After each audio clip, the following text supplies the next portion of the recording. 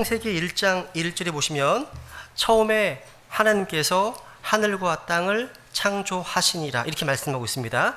시편 148편 5절에 보시면 그것들이 주의 이름을 찬양할지니 그분께서 명령하심에 그것들이 창조되었도다 이렇게 말씀하고 있습니다. 이런 얘기가 있습니다. 도장 새기는 집에요, 손님이 찾아 물었습니다. 도장 하나 새기는데 얼마입니까? 예, 1,000원입니다. 한자나 한글이나 값이 같습니까? 물론 같지요. 손님이 다시 묻습니다. 이름자가 길든 짧든 값이 같습니까? 물론이죠.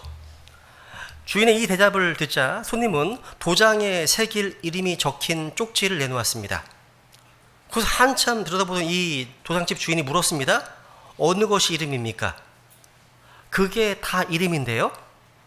이게 한 사람 이름이라는 말씀이십니까? 그렇다니까요. 아니 선생님, 이런 긴 이름이 어디 있습니까? 있으니까 가져왔죠. 제 아들 이름입니다. 선생님, 혹시 저를 놀리시려는 것이 아니십니까? 놀리다니요. 분명히 제 아들 이름인데요. 도장집 주인이요, 계속 믿기지 않는다는 표정을 보이니까 손님이 호적 등본을 꺼내 보여주었습니다. 이런 일이 빈번한가 봐요. 보내주었습니다. 그 호적 등본을 본 도장집 주인은 입을 다물지 못했습니다. 이름이 뭐냐면 박 차고 나온 놈이 세미나, 이 이름입니다. 그러니까 호적 등본에 올라 있는 이름의 전부였습니다. 성은 박씨고요, 차고 나온 놈이 세미나, 이 뜻입니다. 그러니까 이 이름에 포함된 그런 뜻이 뭐냐, 의미는 복을 차고 나온 것을 세미나, 남들이 샘낸다는 뜻입니다. 성은 박씨고요. 이게 우리나라에서 가장 긴 이름의 원조랍니다. 근데 바뀌었어요. 바뀌었습니다. 우리나라에서 가장 긴 이름이 어떻게 이게 가능할까 모르겠습니다. 이런 이름입니다. 황금 독수리 하늘을 날며 세상을 놀라게 하다. 이 이름입니다. 어떻게 부를까 이걸요, 그죠? 이분은 그냥 이름을 줄여서 박세미나 이렇게 부른답니다. 굉장히 길죠, 그죠? 여러분, 이름은 캐릭터입니다. 즉 자신을 드러낸다고 할 수 있습니다. 우리 한국 사람들이요, 이름에 상당히 많은 비중을 두는 민족이지만 성경에 나타난 이스라엘 민족은 특별히 이름에 더 집착하는 민족입니다. 자신의 현재의 삶이 이름과 부합하지 않으면, 그러니까 이름과 어울리지 않는다고 생각하면 이름을 개명해서라도 자기 삶을 이름으로 표현하는 민족이 바로 이스라엘 민족입니다. 오늘날도 개명 많이 하시잖아요, 그죠? 여러 가지 이유 때문에. 근데 우리가 성경을 통해서 하나님의 이름을 연구하게 되면 가장 먼저 나오는 이름이 바로 엘로힘이라는 히브리 이름입니다. 엘로힘은요, 창세기 1장에서 창조주 하나님을 가리킬 때 쓰인 이름이에요. 이 이름은 성경에서 하나님께서 mighty, strong, 강하고 또 능력 있는 분이라고 이제 의미로 사용되었습니다. 오늘 우리가 방금 읽었던 이 성경의 첫 번째 장, 창세기 1장만 보더라도 엘로힘을 가리키는 하나님이라는 단어가 무려 30번 넘게 등장합니다. 그러니까 창세기 1장이요, 엘로힘이라는 단어로 도배되어 있다고 해도 과언이 아닙니다. 창세기 1장 1절, 처음에 하나님께서 하늘과 땅을 창조하시니라, 이 말씀에 쓰인 하나님이라는 단어가 바로 엘로힘입니다. 그러니까 처음에 엘로힘께서, 하나님께서 하늘과 땅을 창조하시니라, 맞습니다. 오늘 우리는 기본적인 내용이지만 창세기 1장을 통해서 우리에게 계시된 엘로힘 하나님, 즉 창조주 하나님만의 지식이라는 제목으로 하나님 말씀을 증언하겠습니다. 먼저 이 마지막 날들을 살아가는 우리 성경 신자에 있어서 창조주 하나님을 아는 지식을 강조해야 하는 이유가 뭘까요? 이것은 여러분 구원에 있어서 기초가 되는 지식이기 때문에 그렇습니다. 정말 중요한 지식입니다. 만약 성경에서 창세기를 제거해 버린다면 그것은 마치 기초가 없는 건물이나 지지대가 없는 다리와 같을 것입니다. 여러분, 요한계시록 2장 3장 설교했었잖아요, 그죠? 교회 휴거 직전의 마지막 교회의 모습이 어떤 교회였습니까? 라오디케아 사람들의 교회였습니다, 그죠? 근데 그 교회에 주님께서 자신을 계시하십니다. 계시하시는데 그 계시하신 내용 가운데 창조의 진리를 부각하고 계십니다. 이유가 뭐냐면 보세요 한번. 3장 14절, 계시록 14절. 같이 읽겠습니다. 시작.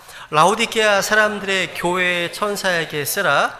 아멘이요 신실하고 진실한 증인이요 하느님의 창조를 시작한 이가 이것들을 말하노라. 왜? 마지막 때가 되면 이런 창조의 진리가 공격받을 것을 아시고 지금 스스로 계시하신 겁니다.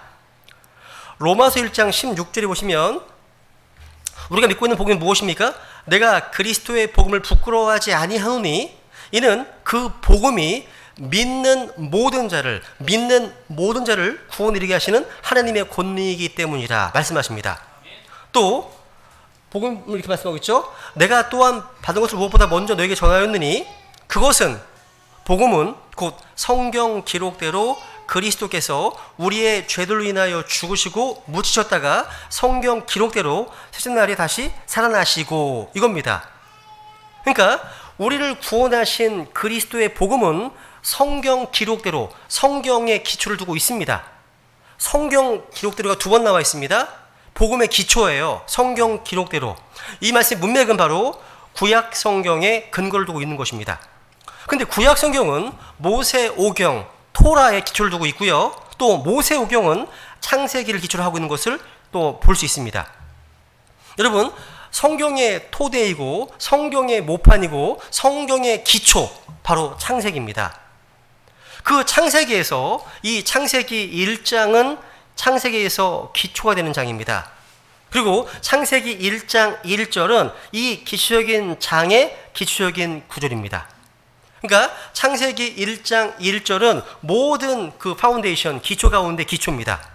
여러분, 창세기 1장 1절이 거짓말이라면, 이게 거짓말이라면 기독교는 무너집니다. 무너지는 거예요. 우리는 건물을 무너뜨리는 가장 좋은 방법이 기초를 허물어뜨리면 되는 겁니다. 알고 있잖아요. 근데 시편 11편 3절에 보시면 같이 읽어볼까요? 시작. 기초들이 무너지면 의로운 자들이 무엇을 할 수 있으리요? 사탄은 그것을 잘 알고 있습니다.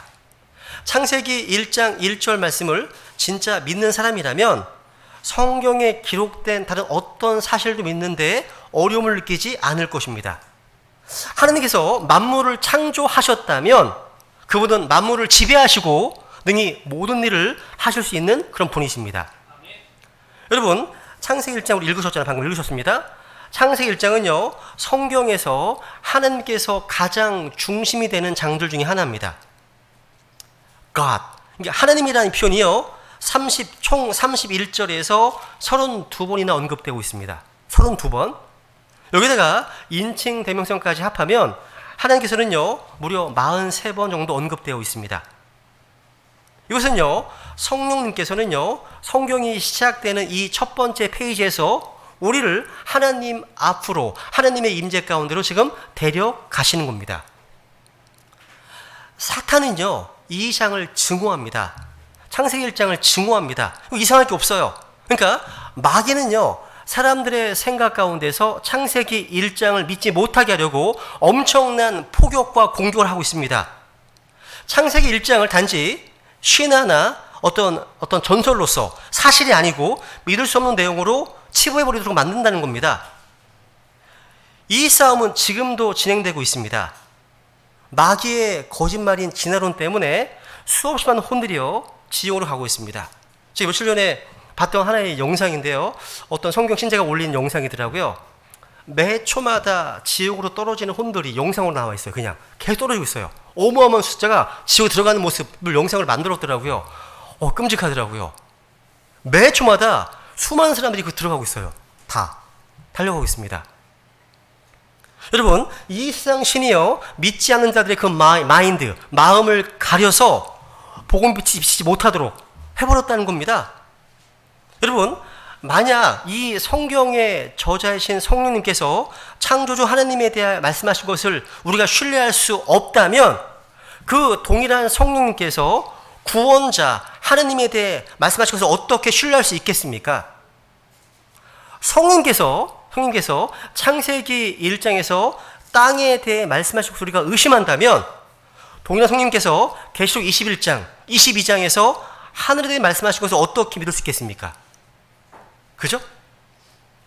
혹시 이 가운데 계신 분들 가운데 이 창세기 1장 1절 말씀 믿지 않으신 분이 계시다면 여러분 마태복음 19장에서 이 창조를 역사적 사실로 말씀하신 예수 그리스도를 어떻게 믿을 수 있겠습니까?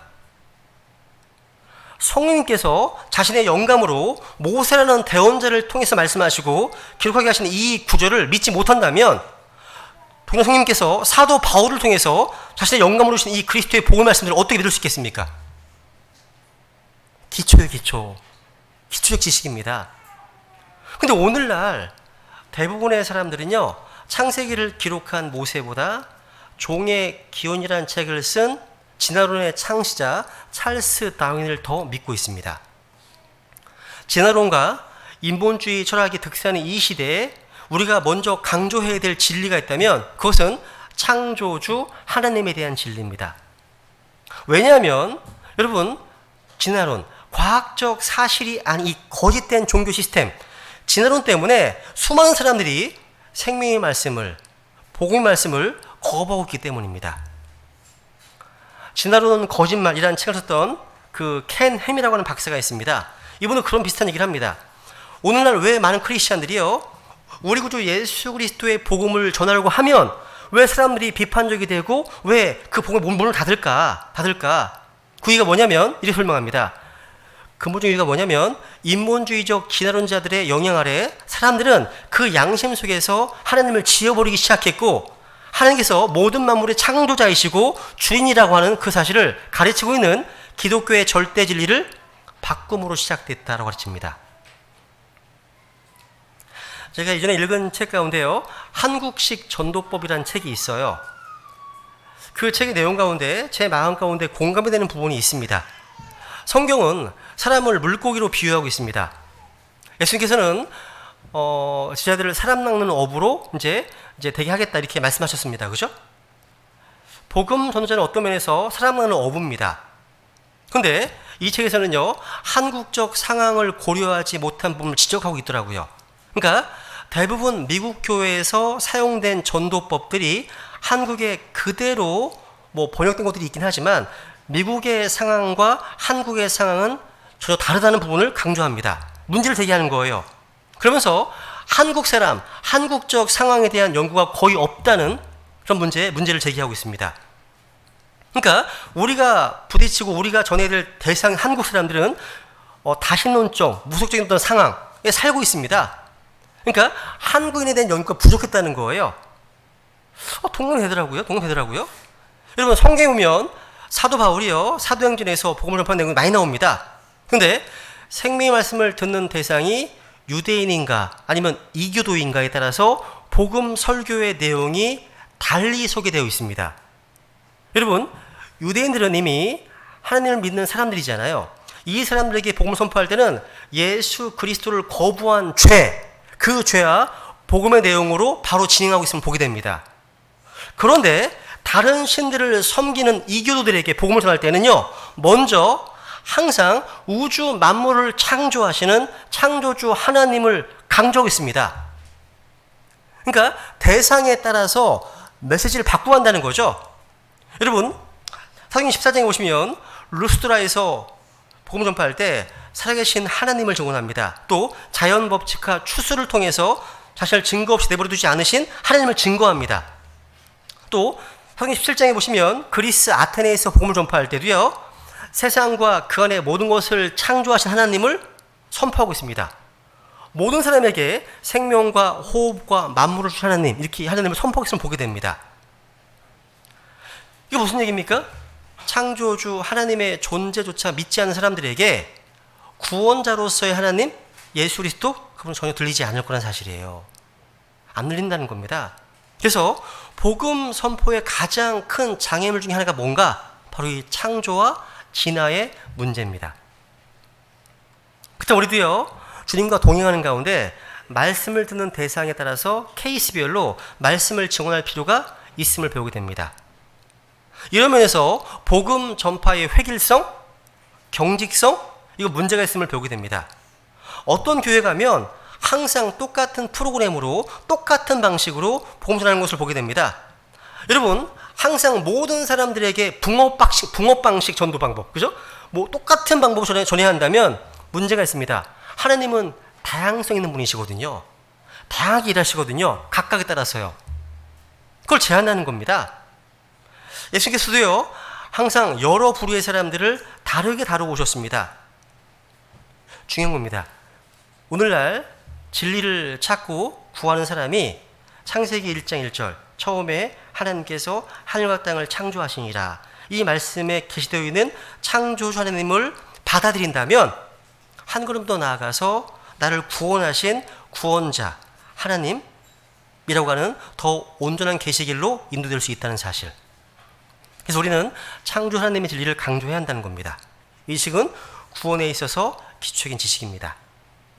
두 번째로요, 창조 하나님을 아는 지식은요, 우리 인간의 존재 목적을 아는 지식입니다. 우리 로마서 1장 19, 20절 보겠습니다. 로마서 1장 19, 20절 같이 읽습니다. 시작. 이는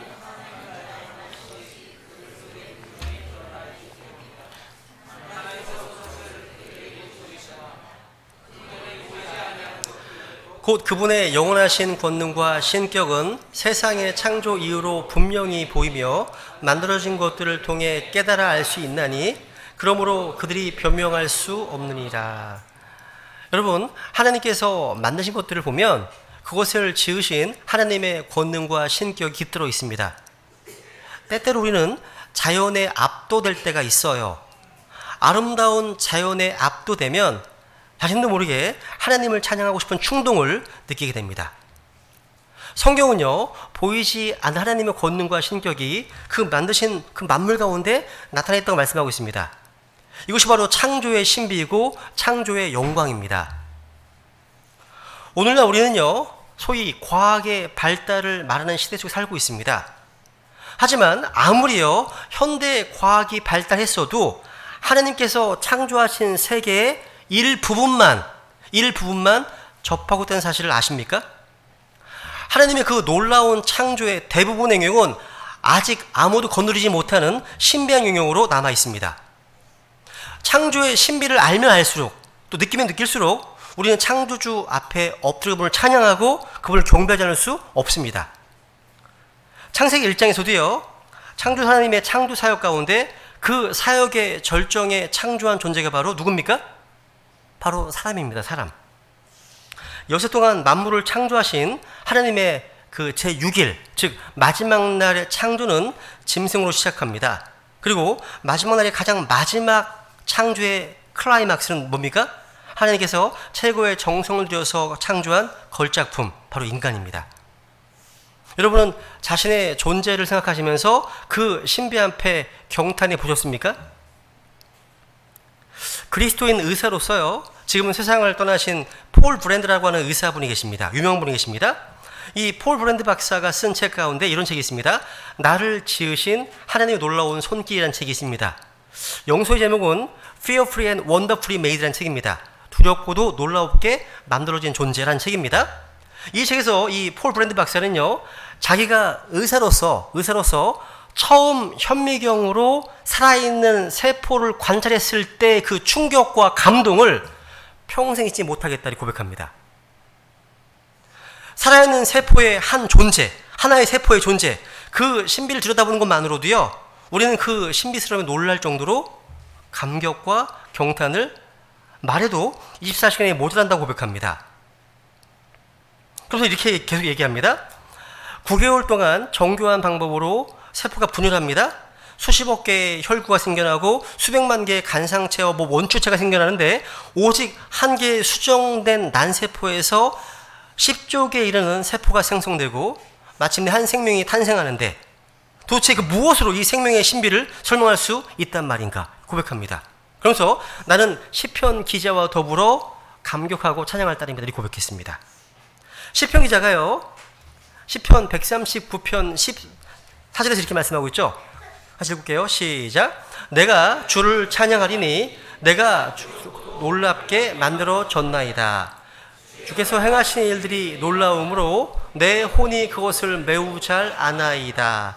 내가 두렵고도 놀랍게 만들어졌나이다 라고 고백합니다. 우리가 그런 존재예요.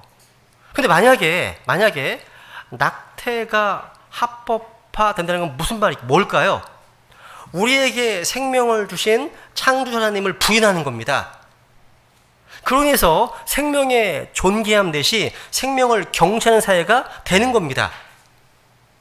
그러니까 우리에게 생명을 주신 그런 하느님을 인정한다면 다른 사람의 생명을 함부로 하는 일은 하지 못할 겁니다. 그런데 창조주 하나님을 부인하고 거부함으로 인해서 지금 이 세상의 모습을 보고 있는 거 아닙니까? 이게? 그래서 이런 얘기합니다. 낙태를 합법화시키는 건 뭐냐? 우리 자녀들에게 생명은 고귀한 게 아니다. 싸구려다. 또 이 생명을 자기 마음대로 처리할 수 있는 것을 가르치는 겁니다. 그런 뜻이에요.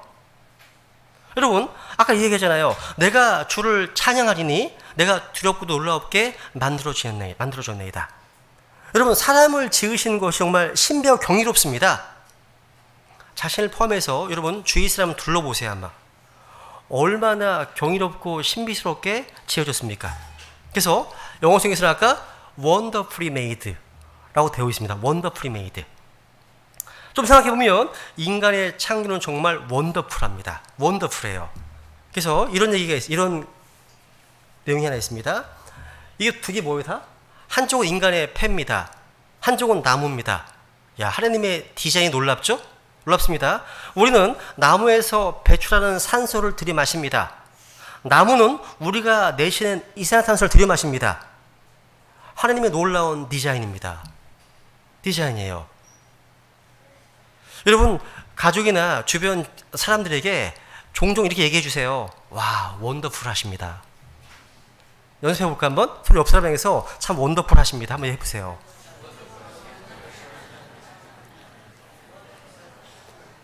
이게 진리입니다. 사실인 거예요. 원더풀한 존재들입니다. 우리가요. 그죠? 여러분, 우리 한 사람 한 사람은요, 이 세상에 던져졌기 때문에 존재하는 게 아닙니다.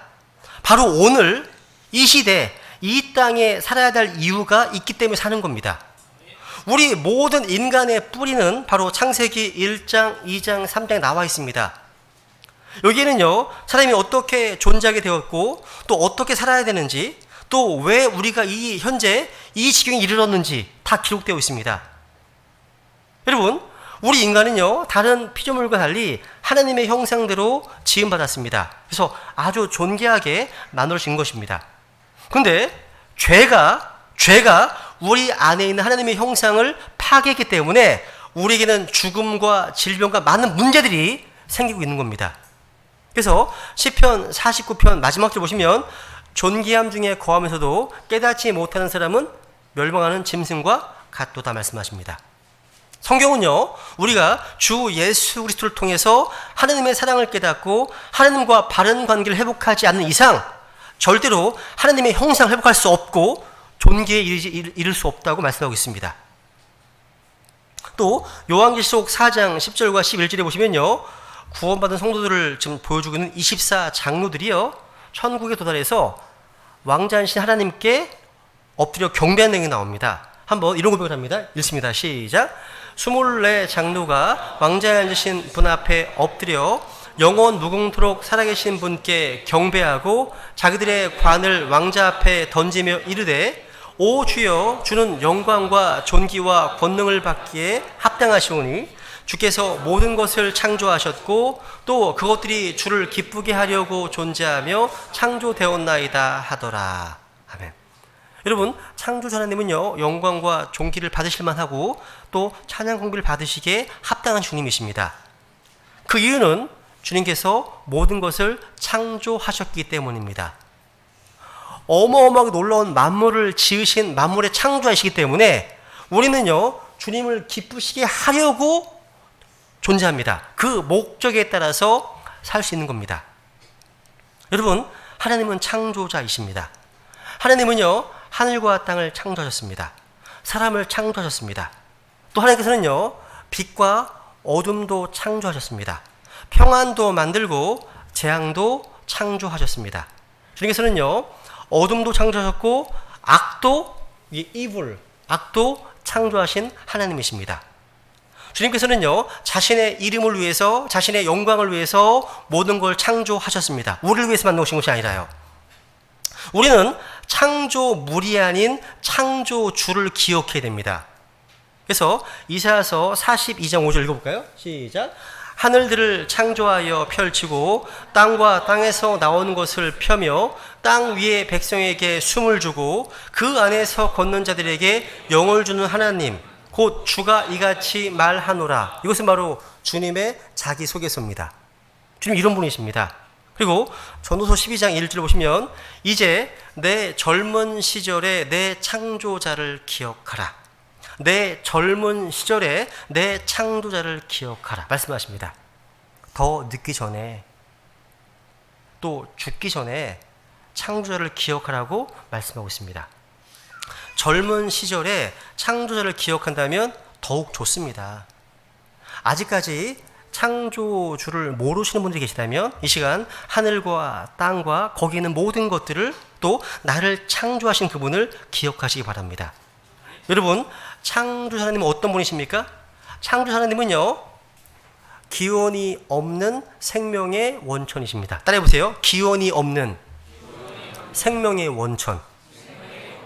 우리는 창세기 1장 1절을 통해서요, 하나님께서 기원이 없으신 분을 기억해야 됩니다. 우리는 이 사실을 이해할 수 없다 할지라도 믿을 수는 있습니다. 우주와 모든 생명체는 다 기원이 있는데 그것은 기원을 가지고 있지 않은 분으로부터 기원한 겁니다. 맞죠? 그러니까 우리 하나님께서는요, I am이십니다. 스스로 존재하는 분이십니다. 그분은 그러니까 하나님이시거든요. 주께서 만물을 창조하셨습니다. 그래서 아무것도 그분을 떠나서는 살 수 없는 겁니다. 한번 읽겠습니다. 사도행 17장 시작. 세상과 그 안에 모든 것을 만드신 하나님은 하늘과 땅의 주심으로 손으로 만든 전들에 거하지 아니하시고 또 무엇인가를 필요로 하시는 것처럼 이는 그분께서 모든 사람에게 생명과 숨과 모든 것을 주시기 때문이라. 다 주시는 겁니다. 주님께서요.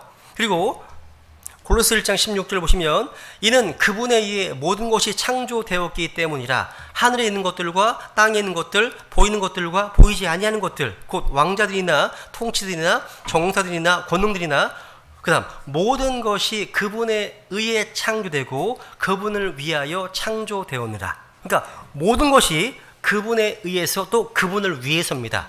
우리 인간을 위해서가 아니에요. 그분을 위해 창조되었습니다. 이 창조의 목적입니다. 바로 예수 그리스도께서는요, 무에서 유를 창조하실 뿐만 아니라 자기가 창조하는 모든 것들을 지금 붙들고 계십니다. 히브리서 1장 3절에 보시면 하나님의 영광의 황체시요 그분 자체의 정확한 형상이시며 자신의 권능의 말씀으로 모든 것을 upholding 떠받치시는 이 아들께서는 말씀하십니다. 바로 이분이 바로 우리의 하나님이십니다. 이분은 스스로 존재하시는 분이십니다. 또 이분은요, 기원이 없는 존재일 뿐만 아니라 생명의 샘이십니다. 생수의 샘이시거든요. 그래서 그분을 떠나서는 어떠한 생명도 존재할 수가 없어요. 시편 36편 9절 읽습니다. 시작. 생명의 샘이 주께 있으므로 우리가 주의 빛 안에서 빛을 보리이다. 또 예레미야 13절에 보시면 내 백성이 두 가지 악을 행하였나니 곧 그들이 생수의 샘인 나를 버렸고 또 자기들을 위해 물 저장고들 즉 물을 가두지 못할 터진 저장고들을 팠느니라 말씀하십니다. 마치 구약시대에요, 하나님의 백성이 생수의 샘인 하나님을 버린 것과 같이 오늘날 대부분의 인간들도 하나님을 버리고 진화론이라고 하는 터진 웅덩이를 파고 있는 겁니다. 구원받지 못한 사람들이 필사적으로 생명의 근원을 찾아다니고 있는 동안 하나님의 말씀은 생명의 샘, 생명의 근원이자 원천이 바로 하나님이심을 선언하고 있다는 사실. 육체적 생명은 하나님으로부터 온 것일 뿐만 아니라요, 우리 구원받은 성도들의 영적 생명도 하나님으로부터 나온 것입니다. 그래서 요한일서 5장에 보시면 읽습니다. 시작. 또 그 증거는 이것이니 곧 하나님께서 우리에게 영원한 생명을 주신 것과 이 생명이 그분의 아들 안에 있다는 것이니라. 아들이 있는 자에게는 생명이 있고 하나님의 아들이 없는 자에게는 생명이 없느니라. 내가 하나님의 아들의 이름을 믿는 너희에게 이것들을 쓴 것은 너희에게 영원한 생명이 있음을 너희가 알게 하고 또 하나님의 아들의 이름을 너희가 믿게 하려 함이니라. 여기서 말하는 이 생명은 바로 영적인 생명입니다. 이 말씀은 구원의 길을 말하고 있을 뿐만 아니라 하나님의 아들이 있는 자에게는 영원한 생명이 있음을 증언하고 있습니다. 여러분, 우리가 현재 존재하고 있는, 살아가고 있는 모든 것은 다 전적으로 하나님 덕분입니다. 더구나 우리는요, 우리의 생명을 영위하는 데 필요한 모든 것을 전적으로 하나님께 의지하고 있습니다. 우리가 숨쉬는 공기, 우리가 먹는 음식, 우리가 마시는 물, 모두가 다 하나님에 의해서 우리에게 공급된 것이면 두말할 나위가 없습니다.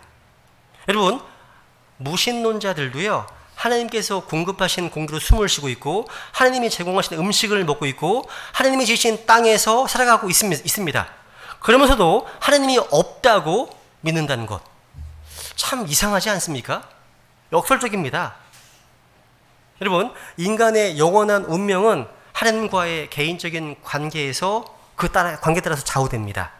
즉 예수 그리스도를 자신의 구주로 영접하면 영생을 얻게 되지만 계속해서 창조자 하나님을 부인하고 예수 그리스도를 거부하면 영원한 심판받게 되는 것입니다. 누군가 저에게 창조에 대한 확실한 증거가 있느냐 물으면 제가 제일 먼저 언급하는 그런 증거가 있다면 생명체입니다. 생명체. 생명은요, 생명으로부터 나오는 겁니다. 이건 과학적 법칙이죠. 생명은 절대 무생명에서 나올 수 없습니다. 성경적 진리이기도 합니다. 그렇다면 최초의 생명은 어디서 나왔습니까? 바로 길이요 진리요 생명이신 예수 그리스도로부터 모든 생명이 시작된 것입니다.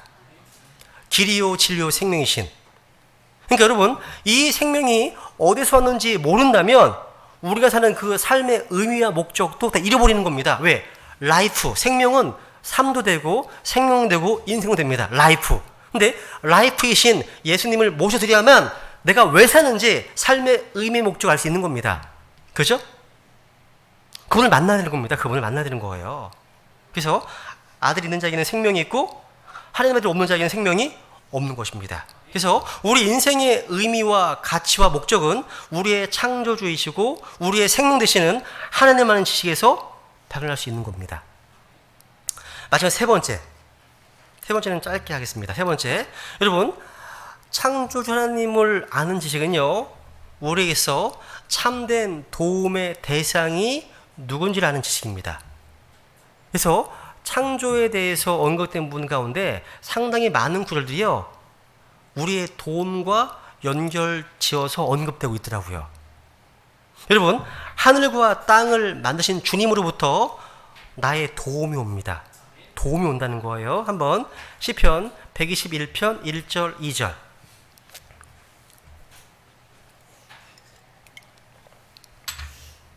같이 읽겠습니다. 시작. 내가 산들을 향하여 눈을 들리니 나의 도움이 거기서 오는도다. 나의 도움이 하늘과 땅을 만드신 주로부터 오는도다. 나의 도움이 하늘과 땅을 만드신 주님으로부터 오는도다 말씀하고 있습니다. 여러분, 정부를 신뢰하지 마십시오. 언론을 신뢰하지 마십시오. 뉴스미디어를 신뢰하지 마십시오. 유튜브를 신뢰하지 마십시오. 정치인들을 신뢰하지 마십시오. 통치자들을 신뢰하지 마십시오. 여러분이 지지하는 사람이 권력을 잡았다고 좋아하는 크리스찬들만큼 어리석은 이들은 없습니다. 그 통치자들, 그 권력자들은요, 아무런 도움이 되지 않습니다.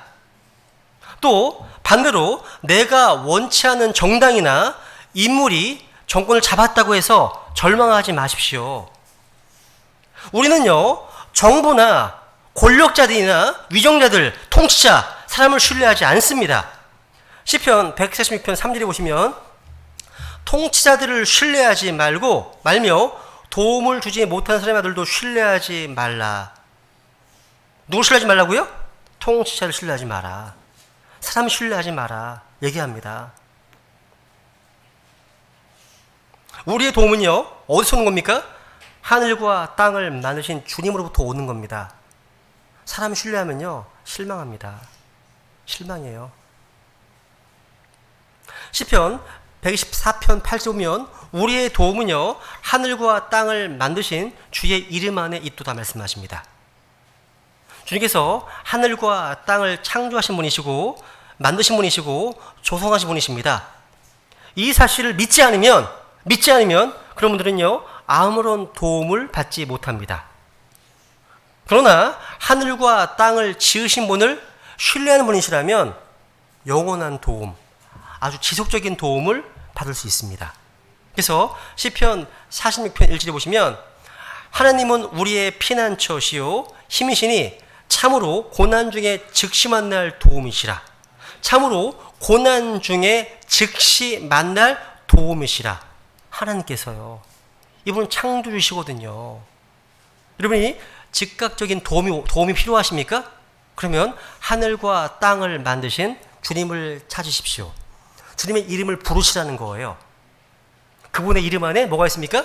도움이 있습니다. 마지막 구절입니다. 같이 읽고 마치겠습니다. 시작. 오 이스라엘아, 너는 주를 신뢰하라. 그분은 그들의 도움이시요 그들의 방패시로다. 여러분, 이 악한 현 세상에서 우리 구원받은 크리스천들에게 도움을 줄 유일한 도움, 우리가 신뢰할 수 있는 유일한 분은 누구시라는 거예요?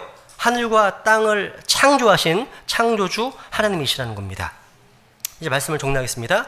오늘 들으신 말씀을 기억하시면서요, 창조라는 많은 지식은요, 이 마지막 날들을 살아가 우리가 복음 선포에 있어서 강조해야 될 진리입니다. 이 지식은 구원의 기초가 되는 진리뿐만 아니라 우리의 존재 목적에 부합하는 삶이 될 수 있도록, 그리고 또 사람이나 통치자를 의지하지 않고 우리에게 참된 도움이 되시는 창조 하나님을 의지하는 삶이 될 수 있도록 다 같이 결단하면서 주님 앞에 은혜를 구하겠습니다. 잠깐 기도하시겠습니다.